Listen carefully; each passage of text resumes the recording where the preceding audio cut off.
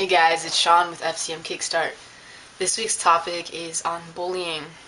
And this is an interesting topic choice because when I was a kid, I was actually the one doing the bullying, which is kind of hard to believe because I was really, really short.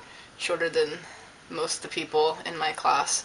And it started at a really young age. I was only 4 to 5 years old when I actually started to mess around with other kids and tease them and make fun of them. And honestly, I guess making fun. I was just very aggressive. I don't know that I was necessarily making fun of them as much as it was that I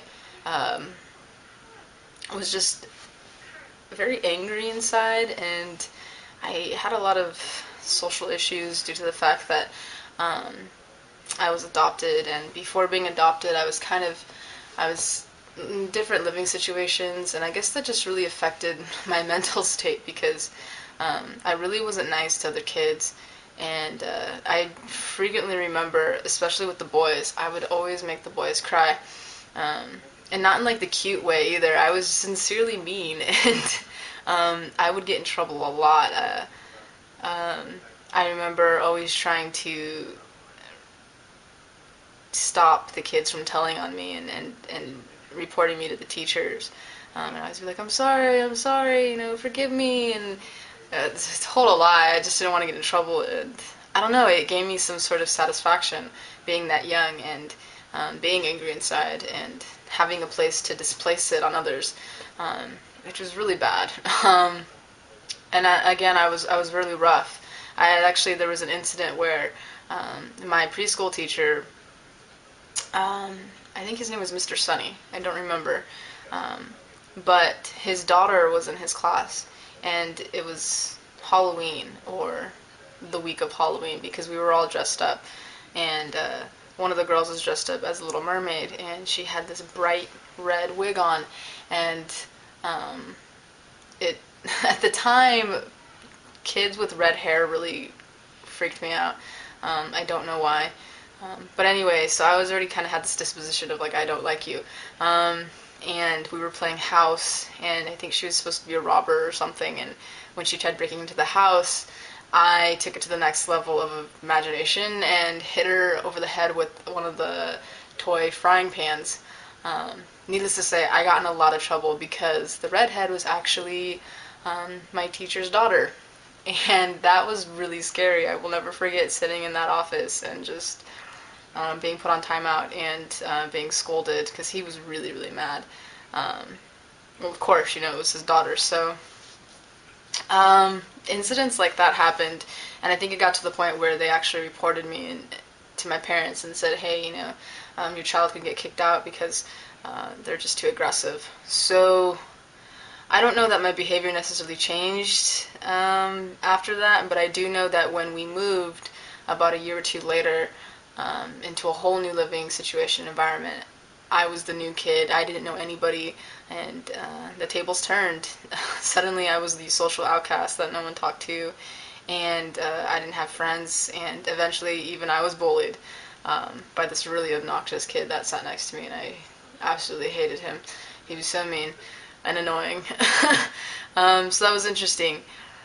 Growing up, I never really fell out of the awkwardness until I was in middle school.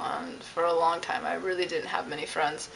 And when it came to bullying, I think you just never know what the root of being of a bully is. And I think the one thing that I could say is about bullying is that it really only takes one person to disarm the entire assault on an individual. And what I mean by that is a lot of times it's one antagonizer, and sometimes it's a group of antagonizers and people that are picking on someone, and they usually target someone that's different, or somebody that they don't understand, or someone that they just don't like because for whatever reason they're afraid, or they are just uncomfortable, or they're malicious, and for them it's fun, and it gives them a sort of pleasure.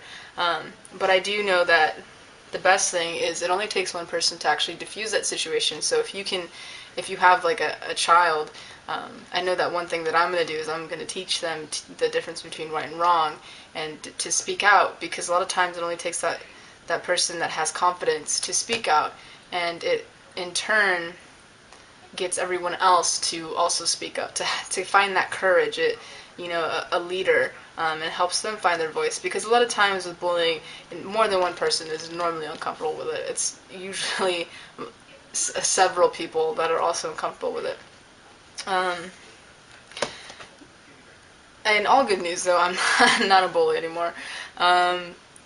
And I definitely, when I was growing up, I definitely tried to be that person that would try and diffuse the situation and keep from someone being a target, and to kind of distract them. I know that's one thing that works too. If you don't feel like you can necessarily speak out and stop that person from attacking the person, you can kind of do it in other ways, which is just by being a distraction, by taking the focus off of the person being attacked and putting it on something else, whether it be a joke, or by doing something silly, or just by, you know, getting the attention just away and diverted. I know that's a really good tactic for bullying, but I think the biggest one is prevention. You know, I think that I mean, you know, you can't necessarily raise other people's children, or even adults. I mean, some people never grow out of being a bully. Sometimes it's with them their entire lives, and it's unfortunate, but if you can prevent it, that's ultimately the best thing. And you know, things like, you know, finding that person that is kind of like the weaker link in a group, or someone that isn't very popular, and befriending them before, you know, they can get targeted, and supporting them. And I think bullying within the trans community, I think the best thing that you can do is, if you're the one that's being bullied, is to find a group of people, find your community that are going to support you and that will have your back, so you don't have to be afraid to stand up for yourself. Or if you're that kind of person that can't, you know, at least there will be someone there that will stand up with you or for you.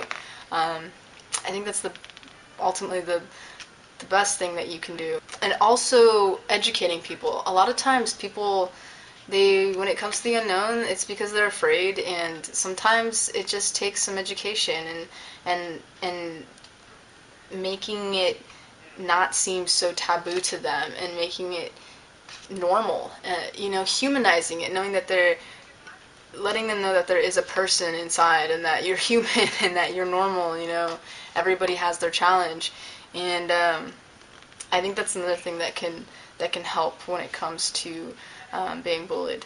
So that's my take on that, guys, and I will talk to you next week.